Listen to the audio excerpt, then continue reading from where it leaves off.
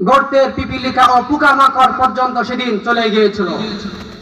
মুসলমান তো সেই জাতি যারা সাগর পাড়ি দিয়ে স্পেনে গিয়ে মজলুমের ডাকে সাড়া দিয়েছিল। মুসলমান তো সেই জাতি যারা অন্যায় করে না, অন্যায় সহ্য করে না, অন্যায়কারী জালিমের বিরুদ্ধে জীবনভর সংগ্রাম করে যায়। এক সময় এই মুসলিম জাতির নাম শুনলে কাফেররা তরতর করে কাঁপত। এক সময় বিশ্বের বড় বড় সকল পরাশক্তি মুসলমানদের শক্তির কাছে পরাজিত হয়েছে। এটা হলো মুসলিম জাতির পরিচয়, এটা হচ্ছে মুসলিম জাতির পরিচয়। কিন্তু আজকে মুসলমানদের রক্তে দুনিয়া লাল হয়ে যাচ্ছে। সারা বিশ্বের যেখানেই মুসলমান সেখানে নির্যাতন, নিপীড়ন। এর কারণ কি? কেন আজ পৃথিবীর প্রান্তে প্রান্তে মুসলমানরা নির্যাতিত, নিপীড়িত, লাঞ্ছিত, বঞ্চিত, পরাজিত? এর এক নাম্বার কারণ হলো আজকে মুসলমানরা ইসলাম থেকে দূরে সরে গিয়েছে। আজকে মুসলমানের ঘরে কোরআন আছে, আজকে মুসলমানদের মসজিদে কোরআন আছে, কিন্তু আজকে মুসলমানদের জীবনে কোরআন নাই, ঠিক কিনা? আজকে মুসলমানদের জীবনে নবীর আদর্শ নাই। দ্বিতীয় নম্বর কারণ হলো আজকে মুসলমানদের মাঝে কোনো ভ্রাতৃত্ব নাই, আজকে মুসলমানদের মাঝে কোনো ঐক্যতা নাই। অথচ মুসলমানরা ভাই ভাই, এমনকি সারা জীবন দেখা না হওয়া বিশ্বের এক প্রান্তের মুসলমানও অন্য প্রান্তের মুসলমানের ভাই। প্রিয় উপস্থিতি, মুসলমানদের অধঃপতনের আরেকটি কারণ হলো আজকে মুসলমানরা জিহাদ বর্জন করে দিয়েছে।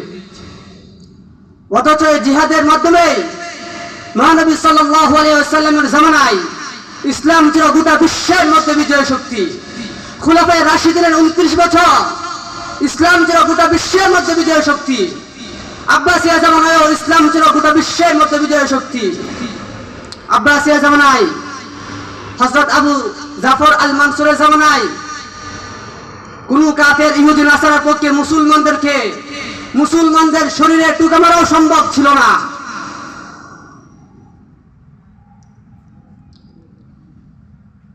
এই জিহাদের জন্য প্রয়োজন হলো আমাদের যুবকদেরকে ইমানের বলে বলেন হওয়া।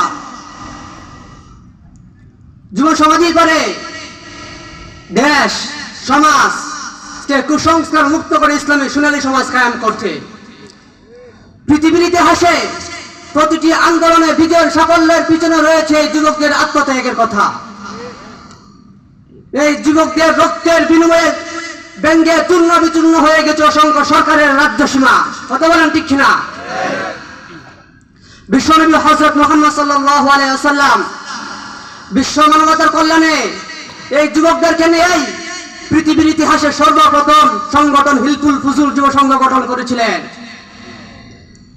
হযরত ইব্রাহিম আলাইহিস সালাম যখন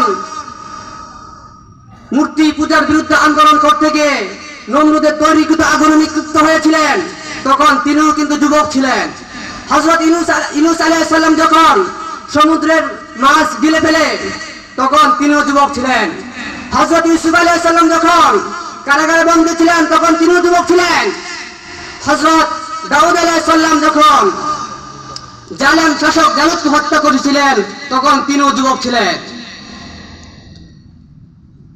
স্পেন বিজয়ী সেনাপতি তারেক বিন জিয়াদ তিনিও কিন্তু যুবক ছিলেন।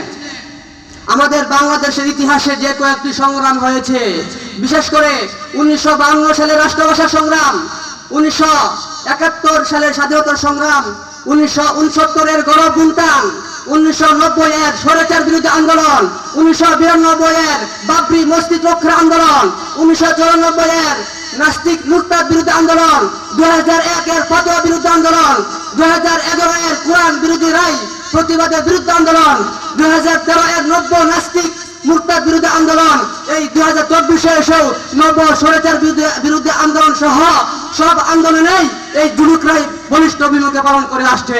কথা বলুন ঠিক কিনা? এখনো ইসলামের জন্য, নবীর জন্য দেশ ও জাতির মুক্তির জন্য যুবকরাই সংগ্রাম করে যাচ্ছে। এই যুবকরাই হচ্ছে আগামী দিনের দেশ ও জাতির কর্ণধার।